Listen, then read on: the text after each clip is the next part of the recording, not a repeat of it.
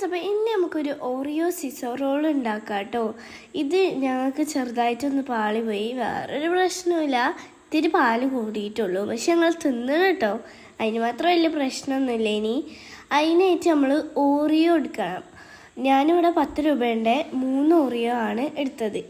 എന്നിട്ട് നമ്മൾ ആ ഓറിയോ പൊടിച്ചെടുക്കുക. എന്നിട്ട് അതിൻ്റെ വെള്ള ക്രീം മാറ്റി വെക്കുക കേട്ടോ. വെള്ളയായാലും കറുപ്പ് ക്രീമായാലും മതി. പിന്നെ ഞാനിവിടെ ഞാനിങ്ങനെ സാധനം എടുക്കാൻ ഇങ്ങനെ പായണമൊക്കെ ഉണ്ട്.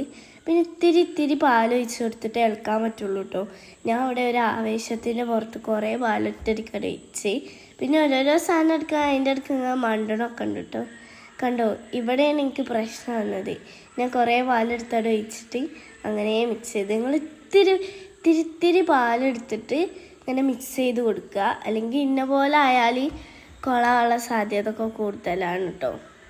എൻ്റെ കുള ആയതിനെ കൊണ്ട് തന്നെ ഞാൻ അതിലേക്ക് ഇത്തിരി കൊക്കോ പൗഡർ ഇട്ട് അഡ്ജസ്റ്റ് ചെയ്തതാട്ടോ ഗൈസ്. നമുക്ക് എന്തായാലും 1 ഓറിയോ 2 ഓറിയോ ഒക്കെ വേണ്ടി വന്നിനി, പക്ഷേ ഞാനത് കൊക്കോ പൗഡർ വെച്ച് അഡ്ജസ്റ്റ് ചെയ്തു ഗൈസ്. നമ്മളിത് 1 സ്പൂൺ പാലൊഴിക്കുന്നു, മിക്സ് ചെയ്യുന്നു, 1 സ്പൂൺ പാലൊഴിക്കുന്നു, മിക്സ് ചെയ്യുന്നു, അങ്ങനെയാണ് കേട്ടോ ചെയ്യേണ്ടത്. ഞാൻ അവിടെ എൻ്റെ ആവശ്യത്തിൻ്റെ പുറത്ത് ഒറ്റടിക്ക് കുറേ പാലൊഴിച്ചതിൻ്റെ പ്രശ്നമായിരുന്നു. പക്ഷേ ഞങ്ങൾ കഴിച്ചു, ടേസ്റ്റിൻ്റെ വ്യത്യാസമൊന്നും, പക്ഷേ ആ കാപ്പിപ്പൊടിൻ്റെ ചെറിയൊരു കയ്പുണ്ടായിനി, ആ ഒരു പ്രശ്നം ഉണ്ടായിരുന്നുള്ളൂ. കണ്ടോ, ഞാൻ കൊക്കോ പൗഡർ വെച്ച് അഡ്ജസ്റ്റ് ചെയ്യുന്നത്. ഞാൻ കുറച്ചധികം കൊക്കോ പൗഡർ ഇട്ടിരുന്നു കേട്ടോ.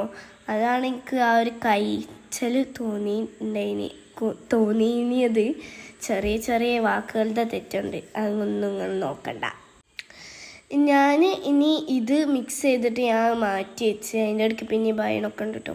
അതൊന്നും നിങ്ങൾ കാര്യമാക്കണ്ട. ഇനി ഇത് മാറ്റി വെച്ചിട്ട് നമ്മൾ ആ ക്രീം എടുക്കുക.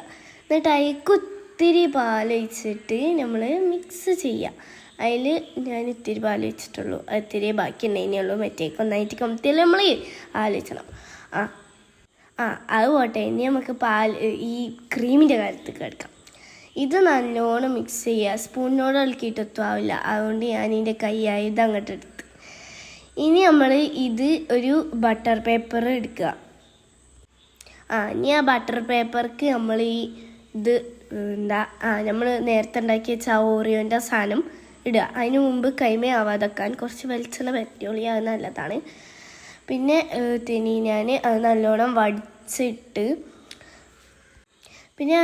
വടിച്ചിട്ടിട്ടോ. എന്നിട്ട് ഇത് നമ്മൾ അതിൻ്റെ മുകളിൽ കൂടെ മടക്കി വെച്ചിട്ട് ഞാൻ നിങ്ങളുടെ അടുത്ത് എന്തെങ്കിലും കൊള്ളികൾ മറ്റേ ഊതണ കൊള്ളിയൊക്കെ ഉണ്ടാവുമല്ലോ, അതൊക്കെ ഉണ്ടെങ്കിൽ അത് എടുത്തിട്ട് പരത്തിയാൽ മതി. ഞാനൊരു ഗ്ലാസ് എടുത്തിട്ട് പരത്തിയതാണ് കേട്ടോ. അത് പരത്തി കൊടുക്കുക.